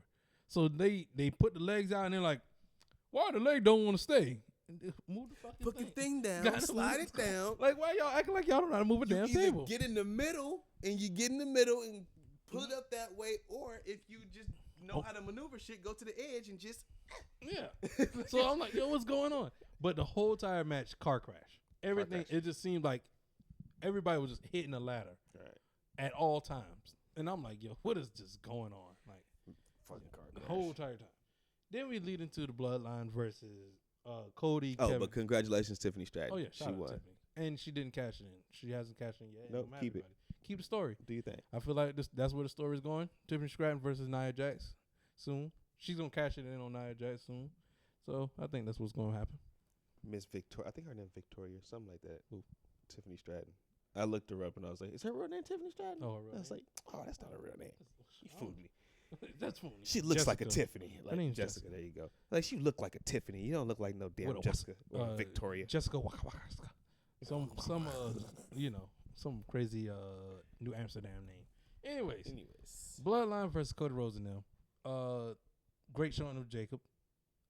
He gave us a little bit. Gave us a peek of what he could do. Just a little bit. Just a little bit. That was good enough for me. A lot of people was upset about the Randy Orton and DDT spot. And if can I? Yeah. Can I? Go ahead. Okay. Go ahead. Tell me what you think. For all you people that thought that shit was stupid, you're a fucking moron that don't watch wrestling and don't know nothing about wrestling. It's very simple. If you know who his father was the Samoan Savage, a part of the first head shrinkers, if you will. Anytime they got DDT'd, anytime they got super kicked, this was not only the Samoan Savage, which was Tonga, but this was also Rikishi, which was regular Fatu. This was Samu who did this. This was also Alpha and Sika that did this. It's a continuing story. CB Afi, he did this. Jimmy Snuka, he did this. So this is a thing with the Islanders. If they get hit in the head, it's like a coconut. It doesn't hurt them. So when the spot happened, it made perfect sense, and it popped me when it happened in the match.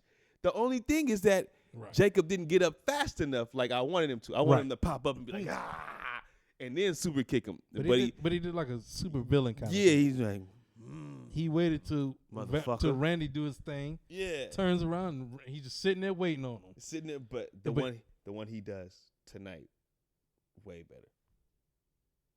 Oh, yeah. Way better. Yeah. It was he's pissed. He's pissed. You know what I mean? Like, pissed. But I like the one at the pay-per-view because Randy wasn't paying no attention. Based on the camera. Yeah, he was like, motherfucker, I got him. This is the normal. Yeah. This is vintage Randy Orton. Yeah, and then he just does a thing. He's like, fuck. This ain't normal. I forgot. Like, man. That was great. So the people that was bitching over that, they tripping, man. It's a Samoan thing, dog. Samoan Tongan thing. Oh man, and it was a great. To me, it was a good match. I'm like, okay. I was just mad at the finish. I don't know what I expected with the finish, but I expected more. I guess. I mean, I said it. What you call Maybe you did, but Miss Cleo. I expected more with the finish, and I was like, What now I knew Cody was gonna take the fall, but I just expected more from the finish. It wasn't like exciting. Well, I expected the fact. I expected Jacob to go on the hot run, destroy everything, and then Solo gets the pin. Oh no, that was the finish. That was the botch. Tonga, when Tonga Loa fucked up the low blow. So it had to do it twice. Because he hit his brother in the head the first time. No, so this thing, he tried not to hit his brother. He was trying not to hit his brother. So he hit it because to me I was like, if y'all knew he was supposed to hit a low blow, why do that move? Because Kevin Owens has Tama in like a package driver. But what should have happened was maybe Kevin should have held him up a little bit more. Yes. And should have tucked his chin more. But he didn't tuck his chin. So, Tama Tonga didn't tuck his chin. He just was regular. So when first of all, y'all gotta understand too. Early in the match, I think Cody did a dive, and Tonga like hits his head on the guardrail on the announcer table. Oh, that was on. And that shit was so loud, you heard it, cause he looked dove, and all you hear is Tonga's head. But he took it like a G though, cause he just laid to the side and was just like, you could see him like kind of like he was like, damn, you know what I mean? Like, but then he got back up. Kevin comes, he has the move, and you can see him kind of look at Tama, like where his head is at, and he's like, oh shit. And he kind of does it, but he's like, I don't want to box him in the head. No, fuck that. It's your brother. Yeah. He'll forgive you. So then he did it, and he was like, God damn it. He hit him in the ass. He was like, that don't look right. So he did it again. And everybody's like, man, you know Tonga gonna box you. I'm like, he tried to protect his brother, and he still hit him anyway. He still hit him anyway. Because he's like, oh, fuck. Like, yeah, he did. And like, you can see Tama go, fuck. Because like he did it, and I'm like, oh man, he hit it straight his asshole. That's all he hit was straight ass. And then literally he does it again, and he boxes him. He literally boxes Tama's head at this point. Cause you see Tama say, oh fuck. Yeah, and I'm like, and the whole time I'm thinking, why didn't you do a different move? You could have did a whole different move. Or why you just didn't kick him? I don't know. Like, nah, cause look, this is what you do. It's kind of easier. I'm talking about Kevin Owens. I'm talking about Tonga Loa though. So why didn't Tonga Loa, while Kevin Owens was holding him, Kevin Owens just should have opened his legs a little bit more, pause, and then Tonga just kick him. Yeah, you could do that. Therefore, because you don't have to even get close, you can still kick him in the ass, and it look like you gave him a low blow, and he can just drop you. Right. You know, compared to you having to duck down here and you damn near gotta inspect and do a goddamn prostate exam for you to give him a goddamn low blow. And the whole time I'm like, man, I know they're gonna talk about this because he did it once. I was like, oh, he messed up. Oh, well. He did it twice. I knew. I was like, oh, they're gonna talk about it. Yeah, they gonna talk about him because it's been 2 straight pay-per-views with botches. Yeah. So people can't wait. Oh, y'all talk about AEW and they botches. Well, yeah, WWE has some botches. Yeah, WWE has botches. They're still more fucking professional than AEW. Yeah. So I think their botches happen, and it's like they try to correct it instantly, or it's like, you know what? Let's move on. Just act like it didn't even happen. Ain't nobody been hurt. No one cares.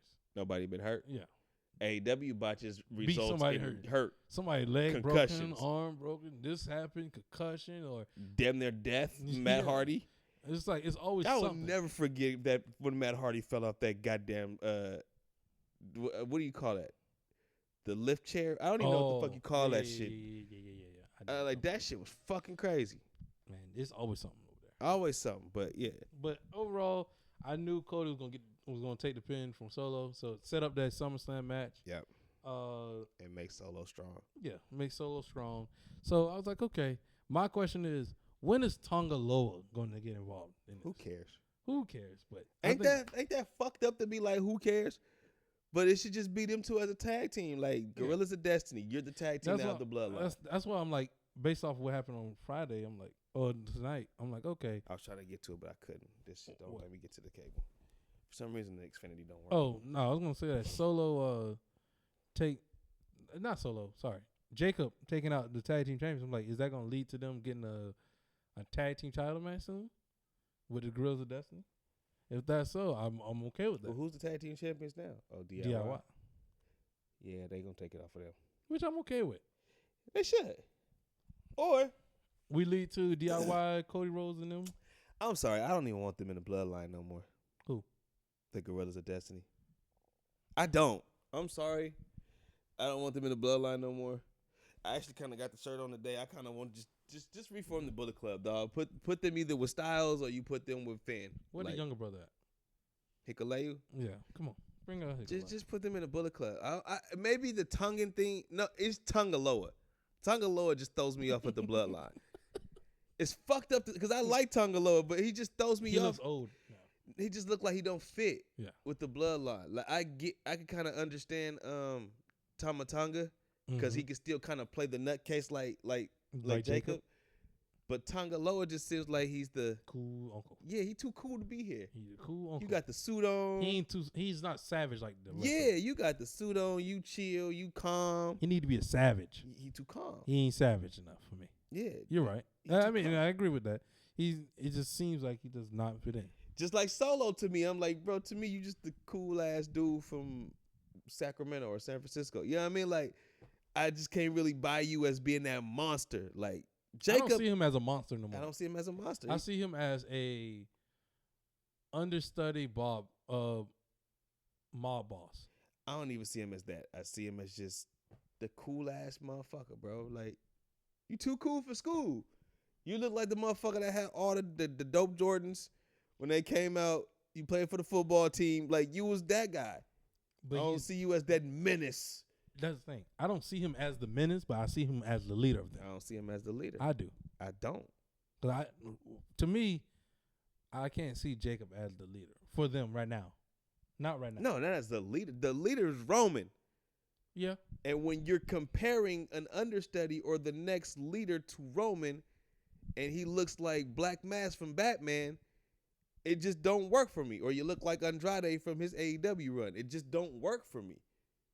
You're not intimidating enough. I know how big you are, but you're just not intimidating to me. Right. You that cool motherfucker that I know I'd be cool with. Now I don't think I'd be cool with Tama Tonga. Like I can't trust you. When Roman does come back, his aura is definitely gonna be bigger than Solo's. And it's gonna kill Solo's. It's gonna kill the aura that he gaining now. Does he get anything back when? So Solo, we know Solo's gonna beat Roman. He's going to beat Roman.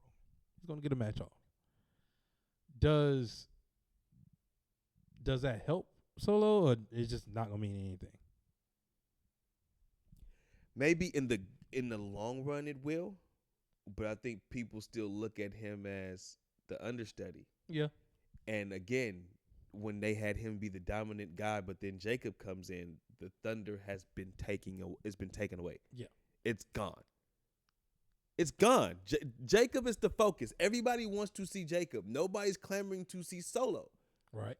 It's Jake. Nobody's even clamoring to see the Gorillas of Destiny. Honestly, we want to see Jacob. What is he gonna do next? What is he gonna do next? Yeah. Not what is Solo gonna do next. So I don't know. I still let it play out because I love the story, but it's just like fuck. I hate the fact that, and I think I've seen Solo smile too many times on the internet. Okay. That kills it too. When he's seen the little shit that they did for his video game character. You seen that? No. You never seen that? It was Xavier Woods and Jimmy and them in the room with Solo, and he's sitting down and they showing him his character do some little silly ass dance coming to the ring, and he was trying to break character, but he was like, and he broke it, and he smiled. And he's just like, he's a fucking wholesome guy. I don't. You know what I mean? So I don't care about their personal lives. You know them Cali. They're Cali folks. But it's not even that I care about your personal life. It's just that if I see you crack that smile when you're supposed to be menacing, like now you're gonna sound like now you about to sound like Mark Henry over here. What? What do you say? What do you say? What do you say? The Y6 shouldn't be eating food. They shouldn't. I'm like, what?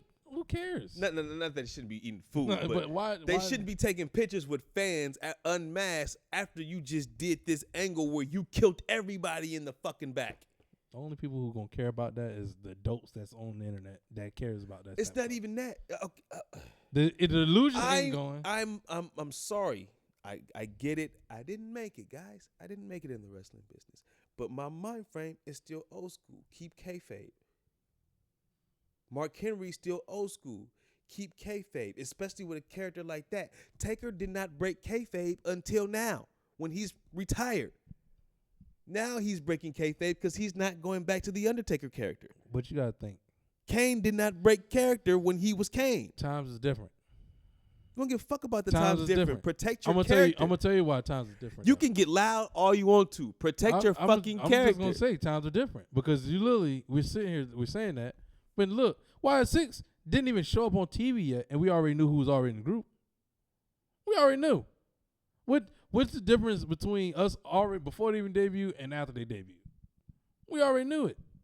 What's the difference? What's the difference? They didn't kill the whole fucking roster in the back.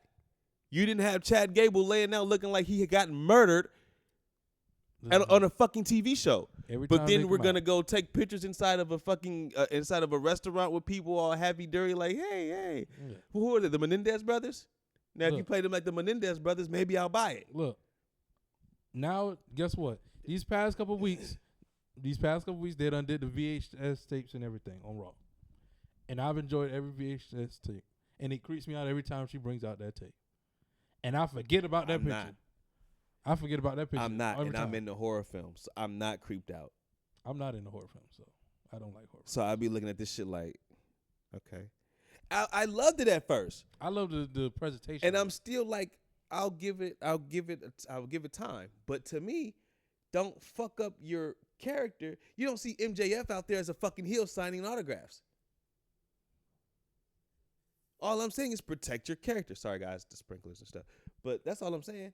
I get and it. It's like, why are you arguing with me about not protecting your character? I'm it's not like, arguing about it. Like that's all I'm saying. Just saying. I understand where you come from, but it's like nowadays, I guess because I see it as you see a lot of these AEW people doing stupid shit, not protecting their character. So now it's normal. Times is to the point where like now when people appear on shows, it's not even really a surprise no more. Sometimes it's like, oh, What you mean it's not a surprise? Like like back in the day, like if. Okay, Scott Hall and Kevin Nash show up on WCW. It's like, oh, snap. They coming from this show. You didn't, like. Nobody knew. No one knew. Now it's like, this person signed. We all know. So we're like, okay, we're waiting on this person to show up. We just thought, like, Hikuleo. Okay. We're waiting on this person now. Jacob Fatu, we've been waiting on him. So it's like, the anticipation when they show up, we're waiting on them. But it's like, we already know they're coming. Okay. And so it's like, with this Y6, it's like, that whole group, we knew who it was. The only thing that we didn't know is Alexa Bliss gonna be with them, yes or no? But I'm not arguing that, bro. But it was like that's not a part of my argument. Yeah, your argument again, is I know who they are. Your I'm argument fine is with protected, that. though. I'm even still down to see what they're gonna do with it. Right. Don't take pictures with people if you're a heel ghost group stable. Don't take pictures laughing with fans unmasked. Just don't do it. Just wait till later. They're not even. Don't do it. I get what you're saying, but don't do it. You don't see Jacob Fatu out here kissing babies. I seen him doing interviews though. But he ain't kissing babies. He out here chilling though. But he ain't kissing babies, being nice to fans. Yeah, I guess. That's all I'm saying. Like just keep that, especially in this company where everything's going right. Don't fuck it up. Well, don't be the one to fuck it up when everybody else is doing shit right. See, when you say that, that's what makes what? That's what makes you come back with an argument. Because I'm like, oh, go ahead. It ain't fucking it up for the Y6 because the numbers are still good. Everybody's still enjoying them. They literally just went and got Whataburger at 3 a.m. That's to me. That's why I'm like, it's not that big. Okay, but I'm saying, okay, you got away with it now, but don't make this a habit. Yeah. Don't do this shit again. Like, don't do it again. Don't. See, you don't even understand. Like, back in the day, Hacksaw Jim Duggan and Iron Sheik pretty much got kicked out the WWF because they were seen together as a heel and a babyface. Right. And they got pulled over because Iron Sheik had coke in the car. Right. They both got fired and released from the fucking company. Okay. And had to come back. Marty Jannetty and Shawn Michaels were fired because they were doing shit with other heels and shit, and they were baby faces. Okay. Like, don't do that. Just protect the fucking business. And I'm going to always be an advocate for protecting the business, and I don't care what anybody else has to say to me. There's nothing you can say to me that will make me change my mind. I'm not because I was involved in the shit for a plenty of time, and I know people that are involved. That's why I'm going to keep it at times of change. That's why my goal. Times will never change when it comes to protecting your business. Hollywood protects their business. NBA protects their business. NFL protects their business. Protect your fucking business. Protect the business. No business is being messed up at this time. No business is being messed up right now. No business is being messed up. For WWE, no business is being messed up. So you don't think that they're hurting the business by going to get Whataburger and taking pictures with fans at midnight? As heels? Ghostly heels? No, because one, you got to think. One, I'm thinking. They're under a mask. They haven't been showing their face at all. That's one thing. Did they take the pictures with the mask on? The mask was not on. No. And we all know who they are. On TV, they have not taken their mask off. And we all know who they are. The only person who's taking their mask off on TV who was in the picture? Everybody. Which includes Bo Dallas. Which includes Nikki Cross. Yes. Everybody was in. In which Nikki Cross don't even have a mask on. That's just makeup. What do you mean? That's makeup. She has a mask on. That looks like makeup to me. She has a mask on. Look like great makeup. She has a mask on. Prosthetic makeup. All of them have masks on. Okay. So, but we still know that's Nikki Cross, right? We all know that. Bo Dallas, does he have the Uncle Howdy mask on in the tapes? In the tapes, sometimes. But the ones I seen, he didn't. Like he's talking to just himself. His face. It was just his face. Yeah, he's talking to himself. Again, you're still seeing.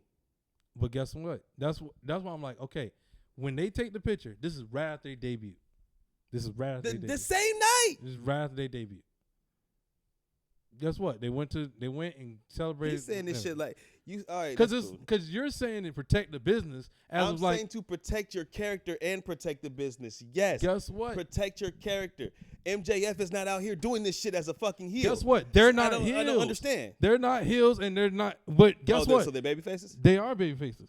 Of course, when they attack Chad Gable, they're not. I don't know what the fuck you are when you're a ghost. To me, you're a fucking heel. They ain't ghosts. So okay, they're baby faces. So if they're baby faces, well, I'll take that all away. That's baby face. I'll take it away. So at that point, that's why I'm like, they're not really hurting anything, because if I will understand if it's the bloodline riding around the car and they sign people. I still take that back. You just fucking murdered everybody backstage. So now I take that back. You just pretty much murdered everybody backstage, but now you're at a fucking sitting here smiling and joking and taking pictures like you didn't just do shit. So now I still have a problem with it. Well, let's fucking move on. It's just like when Undertaker's out hanging out with Godfather, and they going out drinking, and he was supposed to be the spooky guy. Was he talking? Who? Was he talking to people?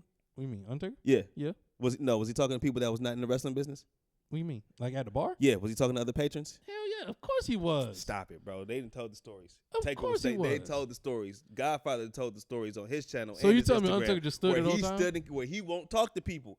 He stood in character while they were sitting there drinking and doing their thing. He would not talk to people that were not the boys. Did Godfather have hoes the whole entire time while they standing there? No. Why not? What you mean? Why not? Godfather was a pimp the whole entire time. No, he really is one. He had a whole brothel in fucking Vegas. I'm saying, when they was at the bar, did he have his hoes with him? No. He gotta have his hoes. Why he didn't have his hoes? Was like 2 hoes probably at the bar somewhere? Probably. Listen, man, that's like I get y'all. Oh, so you saying that he gotta have the hoes with him too? He gotta have his whole train. So the manager's gotta be there too? Might as well. We gonna protect the business all the way. Go ahead, take it all the way through. No. Because they have another life, so they could be doing something else. So the manager has to be there at the restaurant with you. The hoe got to be there at the restaurant with you. The hoes better be there. This bitch could be she could be at the fucking hotel room sleeping. Hey, man. So there's a logic hold to that. they're under a mask. That's a logic hole to that. They're a mask, and the only people who care about them going to eat and all this stuff and not being on the mask is all the adults. Guess who the ones who out here spending the real money? The kids. Adults. The kids ain't making no money to be spending. But guess what? The kids are sitting here. Hey, Dad, I want to go to SmackDown. I want to go to Raw. Guess what? What Dad gonna do? Go buy that ticket to go to Raw? You don't think the parent wants to go more than the kids? This is like you said. It's a whole new time. The adults are going more than the kids are. Right. So the adults are the ones paying for the ticket. Like, hey, son, you want to go? Ain't no adults sitting there going. I guess what? They was at Waffle House the other night. They can't be scared. They're at Waffle House. Guess what? You enjoying the illusion of it. They can't be scared. They're at Waffle House. Or they at Whataburger. They was at Whataburger taking pictures, signing people. No one cares about this. As the story and everything going on TV, you're just enjoying it. Only people who care about it is you guys that was in the wrestling business. That's like, y'all gotta protect it. Okay, y'all can. You gotta protect it. Y'all can keep saying it's Mark shit that be like, it's the ones outside that don't get it, and I understand. I'm now it's starting to come back to me like, yeah, the ones that are outside, they just don't get it. So why are you arguing to somebody that just don't get it? Now I understand. So it's like it's pointless for us to even go back and forth when one of us understand why and the other one don't. He just don't care, and I get it now. Hey. Some people don't care and some do. And it's like when you're in the business, you should know what to do and what not to do. And for Bo Dallas, whose father was in this shit, brother was in this shit, you know better. They going out. They're going to go celebrate their debut. They were celebrating their debut. Nobody's telling you not to celebrate your debut. And a fan just having to pop up like, hey, can I take a picture with you guys? Sure.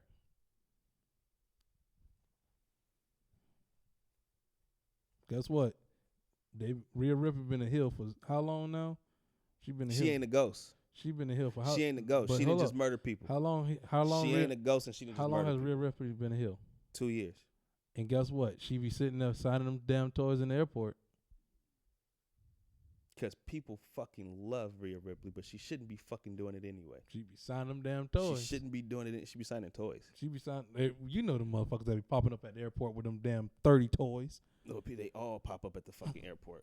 They all pop and just be in your face. And guess what? I'm like, Rhea, she trying to ignore them, but she like, man, fuck it. Shit. Come on, all right, bro. Then you got Liv Morgan who be like, oh, yeah, I signed it. And then you got your Sasha Banks. And your Mercedes Monets who be like, I ain't touching that shit. Get away from me. Okay. She's smart. I would have got raid their ass. Get the fuck away from me. Get back. And her being a bitch, she's staying in character. So. Oh, Lord. I'm not going down the aisle with you. I'm not going down. So, hey, Mercedes, I'm good. Nah, You're good I in said my what hood. the fuck I said. I don't give a fuck. You good in my hood, Mercedes. Yeah, you said you staying in character, goddammit. The only thing I don't fuck with you with is you Boston Celtics fan. Fuck Boston. Fuck Boston. Fuck Boston. That's how I'm gonna end the show. Fuck Boston. You got anything else? Yep. What? MJF turned heel again, but we'll. Oh no, he did, which I thought was smart, but I'm not sold on MJF no more. Like that train, well, not sold, but that train for MJF is past for me. Yeah, he fucked it up by signing a new deal. Like at this point, I don't care. I don't care what MJF does. I don't care what he says or anything. I don't care. I don't care. I just don't. Like, and there was a moment where I was like, man, I really like MJF. He's literally setting the world on fire. But now I'm like, cool. Oh, I'm going back to who I was. Brother, it's too late. It's too late, brother. Sorry. That's literally like, I'm trying to think right now who. That's like if Undertaker, he went from the American Badass, but instead of like them doing the Buried Alive match, literally just one week Kane comes pop up on SmackDown or whatever, and he's like, I need to be the dead man now. Like, at that point, I'm like, brother, what? You were just over here riding a motorcycle. You got to die again to become the dead man. Yeah, you got to die again to become the dead man. That you don't just. That's not just how that works. You know, the casket match. Yeah. For you to become the dead man. And that's how I feel about what MJF did. He was like, oh, I'm back. Could come back in the Triple H jacket and everything. He's cool. And I know he's like, I got to go back to being an asshole. Yeah, but he still was a babyface at that time until this past week. And what turned him heel? He turned on whatever. Daniel Garcia. Because I was about to say whatever the Mexican guy named. And the reason of it was stupid. He's tired of the fans something about the fans. The not fans, liking him, yeah. Or the Treating fans him- liking him, or Treating him like he's one of them. And yeah, something stupid. that, and then you got Will Ospreay. It's like, oh, the only reason you're mad is because Tony dropped the summer of 2024 or whatever. He spent money on us. That's the only reason MJF's mad. And I'm like, bro, neither of y'all are moving. Like, this is, I went into Dorian when I was like, I went to Demo. I'm like, yo, neither of y'all are moving the ratings. So who gives a fuck? Like, I don't care. Like, you're cool for your little matches, but all your matches are really the same to me. And I mean, I just like his theme song, and his finisher, the Hidden Blade. But other than that, I'm not really like sold on. Where you just like, yeah, that's the only thing I like. I'm not really sold on Will Ospreay. I'm not sold on MJF. Hell, and guess what? It's not racist because I'm not even sold on Swerve. I done lost interest in Swerve. I've been lost interest and in I Swerve. enjoy the theme song, but other than that, I'm like, man, There's nothing else. there's nothing else to it. Yeah. All their Yeah. matches are all the same, and they're all and nothing. Because they don't have an agent, man. There's nothing that pulls me to none of their matches. There's no agent. They need an agent to be like, hey, I this swear match to you, do this, everybody do this. bleeds. Yeah, everybody bleeds. The Especially males Moxley. and the females, both of them bleed. Everybody just bleed everywhere. Just hepatitis all over Just the blood. motherfucking AEW. Just Thank God COVID went away, I guess, huh? But just blood everywhere. They just bleed Moxley on. was bleeding during the pandemic. They He bleed didn't- on everybody. He can give a fuck. Yeah, I guess. So it's like, bro, I don't care. That means there's no, not saying that there's no hope left in AEW. We just don't give a fuck right Bro, now. they going on rate employees to the point where now we got Swerve versus Okada, champion versus champion match. Then you got MJF versus Will Ospreay for the national title. What title do Okada got? Well, shit, my bad. He got a Triple Crown championship. The fuck is that? A random title they just fucking made. Where? In AEW or New Japan? In AEW. No, for real? That's the one that Eddie King won. What the fuck? It's an actual belt? Yeah. It's called the Triple Crown? Yeah, brother. They got the TNT title. Nah, you ain't Intercontinental. No, international though. But we call it Intercontinental. Intercontinental, international. Yeah, we'll just leave it Interpol. I don't care. because we'll be here for another 2 hours. Bro, You naming all they goddamn it's belts. just They the add fact more and that more. They just got this is their contract year for rating for like TV. This is their contract year. This is why they doing this match. This old what is it? AEW Dynamite 250. These are the big matches right here. Hoping anybody comes to watch. I'm not Hoping anybody comes to watch. anybody comes to watch. And I'm sitting there, I'm like, bro, usually I'm telling you, Monday, Tuesday, Wednesday, Thursday. Well, not Thursday, well, Friday. I'm usually like, I gotta go home and watch wrestling. Except from Fridays when I come to podcast. Usually I'm like, I need to be home to watch wrestling. Wednesdays is wide open. Wide open. If somebody be like, hey, you doing something Wednesday? Yep. I'll be like, nope, I ain't doing nothing. My schedule is free. Hey, because I ain't watched Dynamite in like almost a year. I ain't doing nothing. When did Punk leave? Yeah, about a year or two ago. But I still ain't even watched Dynamite then. Remember, I watched Collision. I wasn't even watching Dynamite. So I only watch Dynamite if I'm sitting there and I'm eating dinner and it happened to be on. I ain't seen it in like a year. And that's if I ran out of all my shows to watch. And then I put it on. That's during the summertime because all the shows is over. Yeah. Well, now the Summer Olympics is coming up, so I'm like, oh, fuck it. Yep, I'll be watching Stephen LeBron. Now they got something else to blame. Now. I got Summer League too, so I won't be watching it. Yeah, watch Summer League. Summer League. Now they got something else to blame on why the ratings low. They got something to blame every time. It's an excuse every time. They blamed the last week on something stupid. I was like, no. Now, see, they said some award show. Like, no. What's funny is they're blaming on this. But they blamed it on Juneteenth one day. Yeah. Like, do you fucking get the fuck out of here? Ain't nobody doing shit on Juneteenth. Like, what the fuck? I'm black and I know I wasn't gonna do that. Facts. Man, I'm at home. Yeah, I I'm still at don't home. want to watch you motherfuckers. Yeah. I ain't doing shit. Come on, bro. Come on. Stop the cap. Stop it. And then you have Swerve come out with I seen it. They had Swerve come out with a Juneteenth little banner. I'm like, cool. That does nothing. That's cool. He's black and he's the champion. God damn it, Swerve. I hope you didn't sign a 3-year deal. It doesn't change anything. Get the fuck out of there. You know who the last black world champion that I really enjoyed? Hold on. Booker T? Damn, no. I was gonna say actually Bobby? Biggie and Bobby. I didn't enjoy Big E's run, but I didn't like how they did my boy. I enjoyed one of E's. Yeah. I mean one of Bobby's runs. Bobby's was during the pandemic. Yes, I think Bobby had 2 runs, but I enjoyed the first one. Yeah, I'm like one of his runs was actually good. Yeah, I enjoyed his first world before the pandemic or during the pandemic. He had the title only during the pandemic. Yeah, 2 runs during the pandemic. I guess during the pandemic. But no, he got no, because I guess that last pay-per-view, the one he lost to that was when they finally got the crowd back.